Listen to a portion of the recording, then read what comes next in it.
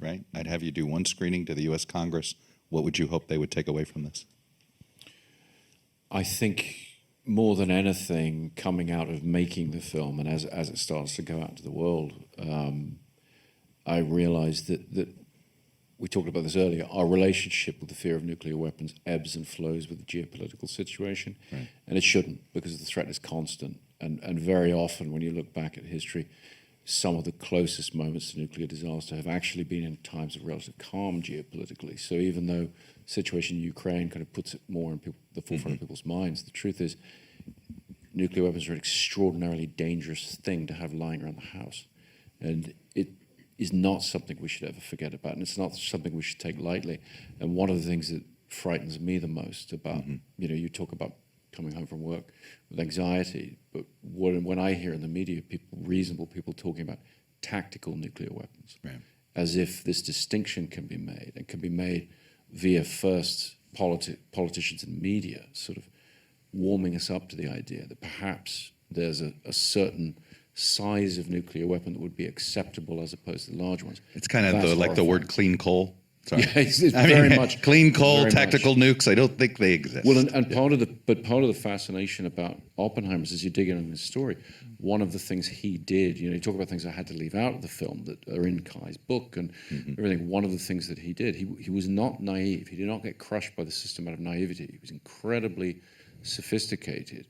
And he started talking about tactical weapons, bring the battle back to the battlefield, because he wanted to play the army off against the Air Force, essentially. He wanted to temper the threat of these giant genocidal H-bombs that the Air Force wanted to have in the air 24/7. But his philosophy, you had it, I think he reiterated a few times in the movie, and it's held true, where his belief was, well, if we use it once, it'll mean they won't use it again. So far, that's been true. So it's interesting, there's a book by Hariri, one of 21 Lessons for the 21st Century. And one of the things he talks about is, if you look at all of recorded and only partially recorded human history, for most of that period of time, 15% of the population died from violence, from armed conflict. Since 1945, it's been single-digit percentages. So Oppenheimer's and Bohr's dream that war would end did not come to pass, obviously. But as horrific as the concept of mutual assured destruction is, it has acted as a restraint. And if you ask, so far, fingers crossed, but if you ask what role is nuclear deterrence playing right now in the Ukraine, it is containing the conflict. Now, it's scary because we don't know whether or not it's going to hold. But then again, you know what also nuclear deterrence has done? It's deterred how much we help. It has deterred our ability to help Ukraine more. Absolutely. And but why no fly zone? Because you've got to enforce it. But I would say we have seen what happens when wars spread across borders in Europe. Right. We saw it in 1939. We saw it in 1914. So, one of my predecessors, I think it was Norris Bradbury, said the role of nuclear weapons is to force world leaders to think of other solutions to their problems. One more screening I want you to have, which is in Silicon Valley. And what do you want those guys to take away from this film?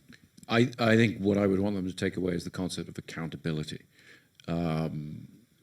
Not to sideline the conversation to the labor disputes going on in Hollywood right now, but a lot of it, when they're talking about things like AI, when we talk about these issues, they're all ultimately boiled down to the same thing, which is when you innovate with technology, you have to maintain accountability. And the rise of companies over the last 15 years who bandy about the words like algorithm, not knowing what they mean in any kind of meaningful mathematical sense. These guys all know what an algorithm is and what it does. Right. People in my business talking about it, they just don't want to take responsibility for whatever that algorithm does.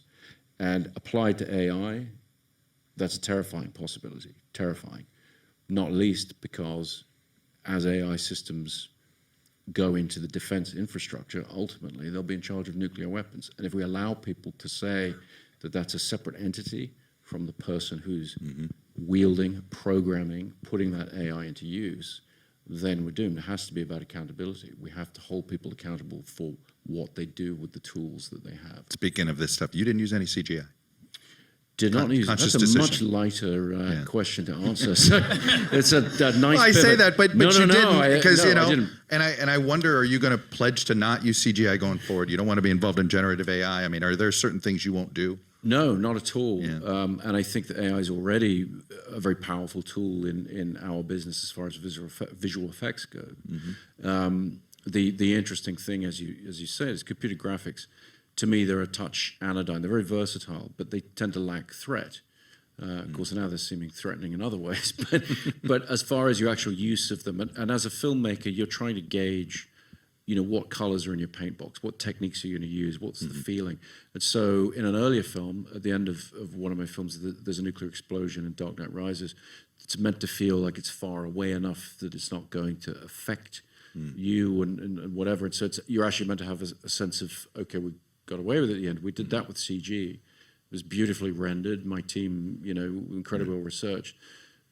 But coming to portray the Trinity test, and obviously we're here, leading up to the anniversary of the Trinity test tomorrow. But it was like, okay, this has to feel dangerous. This has to feel beautiful and terrifying in equal measure. Yeah. And real world imagery, real world things. I think they have that bite. Well, I think beautiful and terrified.